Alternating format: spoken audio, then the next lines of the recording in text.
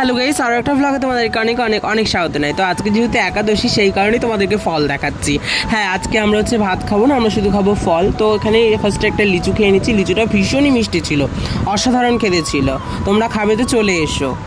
দুপুরের খাওয়া তো হয়ে গেল, কিন্তু রাত্রের খাবার জোগাড় করতে হবে, তো সেই কারণেই আজকে নিয়ে নিয়েছি হচ্ছে সাবু। আর এই সাবুগুলোকে এখন ভেজে নেবো। এই সাবুটা দিয়ে কি করব সেটা দেখার জন্য তোমাদেরকে পুরো ব্লগটা ফলো করতে হবে। এখন সাবুগুলোকে ভেজে নিচ্ছি। আর তারপরেই আজকে হচ্ছে একাদশীর পাশাপাশি ছিল লোকনাথ বাবার তিরোধান দিবস। আর আমাদের বাড়িতে লোকনাথ বাবার পুজো ছোট্ট করে করা হয়ে থাকে, আমি নিজেই করি।